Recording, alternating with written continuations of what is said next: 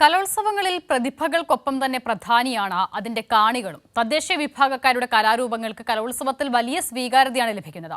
63ാമത് കലോത്സവത്തിലെ 15ാം വേദിയായ കബനിയിലെ ആസ്വാദക കാഴ്ചയിലേക്ക്.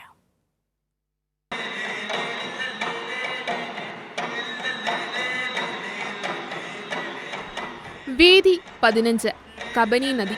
തുടിയുടെയും ചീനിയുടെയും അകമ്പടിയിൽ പണിയ നൃത്തം അരങ്ങിൽ.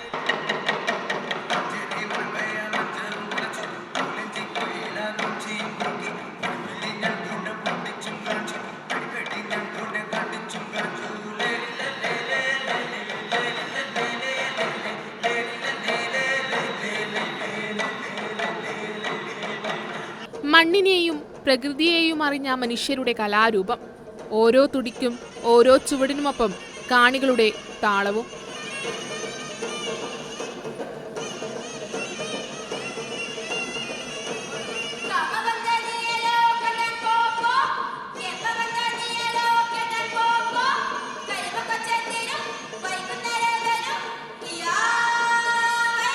വിദ്യാഭ്യാസ മന്ത്രി വി ശിവൻകുട്ടിയും നിശാഗന്ധിയിൽ കാഴ്ചക്കാരനായി.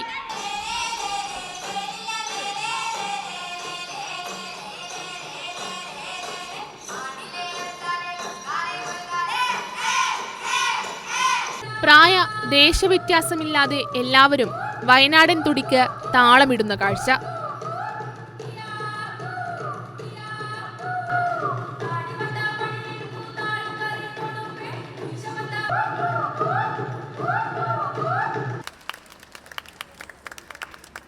ഓരോ മത്സരാർത്ഥിക്കും ഏറ്റവും വലിയ പ്രോത്സാഹനവും ആവേശവും ലഭിക്കുന്നത് കാഴ്ചക്കാരിൽ നിന്ന് തന്നെയാണ്.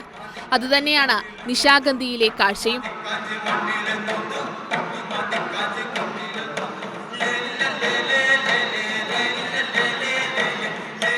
ക്യാമറാമാൻ സജു കാഞ്ഞിരംകുളത്തിനൊപ്പം സുലേഖ ശശികുമാർ, കൈരളി ന്യൂസ്.